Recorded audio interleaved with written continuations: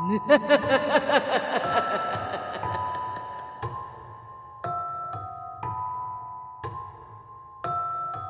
magandang gabi, Boss Pau. Ako si Marco. At ang ikikwento ko sa inyo ay hindi katang-isip lang, hindi panakot lang, kundi isang karanasang hanggang ngayon ay bumabalik sa akin tuwing pumapasok ang dilim at tahimik na ang paligid. Nangyari ito ilang taon na ang nakalipas noong ako ay naka-night duty sa isang lumang gusali sa Quezon City, malapit sa kahabaan ng EDSA, sa isang lugar na halos wala nang pumapansin kapag sumapit ang hating gabi. Ang gusali ay dating opisina ng isang kumpanya ng tracking noong dekada 90. Pagkaraan ng maraming taon, naging imbakan nito ng mga lumang dokumento at sirang kagamitan. Sa araw, normal lang itong tignan. Maputla ang pintura, may kalawang ang rehas, at may mga bintanang matagal nang hindi nabubuksan. Pero sa gabi, lalo na kapag alas 11 pataas, tila nag-iiba ang pakiramdam ng lugar. Ang hangin ay mabigat, parang may nakatingin kahit wala namang tao.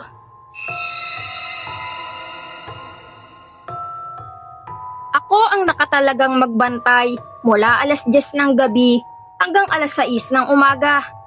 Sanay na ako sa night duty. Ilang taon na rin akong security guard. Kaya noong una, hindi ako gaanong natakot. May dala akong flashlight, logbook, at maliit na radyo. Sa umpisa ng shift, ginagawa ko ang routine na pag-ikot mula sa ground floor hanggang ikatlong palapag. Tahimik ang paligid, Boss Pau. Maririnig lang ang ugong ng mga sasakyan sa malayo at ang kaluskos ng mga daga sa kisame.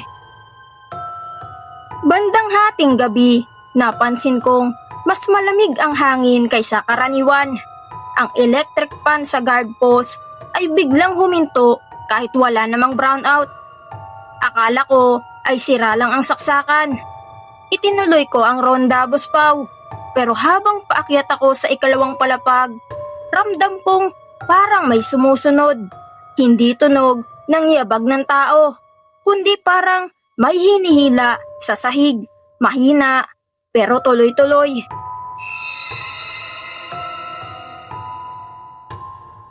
Sa ikalawang palapag, Boss Pau, naroon ang lumang records room. Sarado ang pinto, pero may siwang sa ilalim kung saan lumalabas ang manipis na anino. Kahit wala namang ilaw sa loob. Nang tinapatan ko ng flashlight ay parang may dumaan na aninong mabilis na umatras. Hindi ako pumasok, Boss Pau. Isinulat ko lang sa logbook na may kakaibang obserbasyon. Iniisip na baka imahinasyon lang dahil sa puyat. Pagdating ng alas 2 ng madaling araw, doon nagsimulang sunod-sunod ang kababalaghan. Ang orasan sa guard post ay biglang umatras ang oras. Mula alas 2:15, naging 1:40. Ang radyo ko ay nagkaroon ng static at sa gitna ng ingay ay may parang humahagulgol. Mahina pero malinaw. Walang linya, walang salita. Puro bigat lang ng lungkot.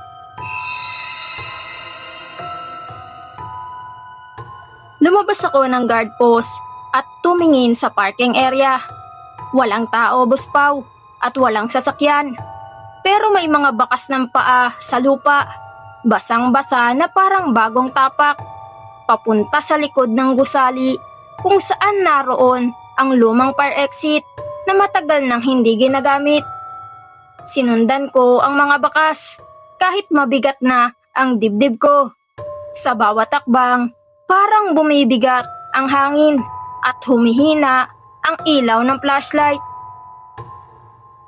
Sa fire exit ay naamoy ko ang kakaibang halo ng alikabok at bulok na kahoy.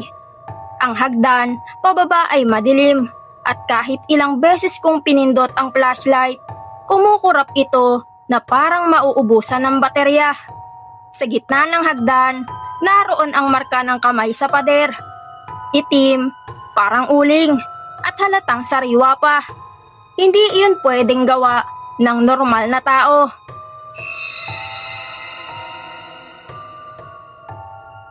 Pagbalik ko sa guard post, Boss Pao, akala ko ay tapos na ang lahat. Pero pag upo ko, nakita ko sa logbook ang sulat na hindi ko ginawa. Nakalagay ang petsa ng isang lumang taon bago pa ako mag-assign doon. Pareho ang sulat kamay sa bawat pahina. Paulit-ulit ang iisang linya. Parang panalangin na hindi matapos. Ang tinta ay sariwa, basa pa, kahit wala namang ballpen sa mesa. Bandang 3:00, Boss Pao, narinig ko ang malakas na pagbagsak sa ikatlong palapag. Hindi iyon tunog ng daga o pusa. Mabigat iyon, parang may nahulog na katawan. Umakyat ako, dala ang lakas ng loob na natitira sa akin. Sa ikatlong palapag ay naroon ang dating opisina ng manager. Bukas ang pinto.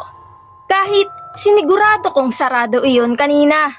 Sa loob ay nakabukas ang lumang kabinet at sa sahig ay nagkalat ang mga papeles na parang hinipan ng malakas na hangin. Sa mga papel na iyon, Boss Pao, nakita ko ang mga lumang incident report. May tala ng sunog na nangyari sa gusali noong isang gabi ng tag-ulan. Maraming taon na ang nakalipas. Night duty rin ang mga biktima. Hindi sila nakalabas. Nabanggit sa ulat ang pagkasira ng fire exit at ang pagkawala ng ilang dokumento. Doon ko na pagtanto na ang gusali ay hindi lang imbakan ng gamit, kundi imbakan ng mga pangyayaring hindi natapos. Habang binabasa ko ang mga papel, biglang bumagsak ang temperatura. Ang hininga ko ay naging usok. Ang ilaw sa kisame ay pumikit-sindi hanggang sa tuluyang namatay. Sa dilim, naramdaman ko ang presensya, ngunit hindi ko makita. Pero ramdam ko ang bigat nito, parang galit at lungkot na pinagsama. Ang sahig ay umuga at ang mga papel ay kusang gumalaw, parang may hangin na paikot-ikot sa silid. Hindi ko na tinuloy ang pag-iimbestiga. Bumaba ako ng mabilis, halos madapa sa hagdan. Pagdating ko sa guard post, 5:00 na sa orasan. Kahit pakiramdam ko ay ilang minuto lang ang lumipas. Sa labas ay nagsimula ng magliwanag ang langit. Akala ko ay ligtas na ako, Boss Pao. Pero bago matapos ang shift, may huling nangyari. Sa salamin ng guard post, nakita ko ang refleksyon ng likuran ko, Boss Pao. Hindi ako nag-iisa. May aninong nakatayo sa likod. Walang malinaw na muka, pero kita ang anyo ng isang taong naka-uniforme. Parang dating guard. Nang lingunin ko ay wala na ito. Pero sa mesa ay may iniwang bakas ng kamay, katulad ng nakita ko sa fire exit.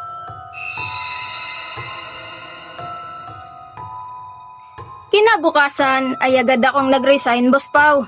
Hindi na ako bumalik sa gusaling iyon.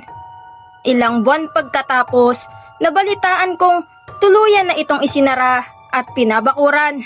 May mga tsismis na tuwing gabi raw ay may ilaw pa ring nakikita sa ikatlong palapag at may nagbabantay pa rin kahit wala ng empleyado. Mga ka-horror ay maraming salamat po sa mga nakasubscribe na sa ating channel. At sa mga hindi pa nakasubscribe ay subscribe ka na, ka-horror. Maraming salamat.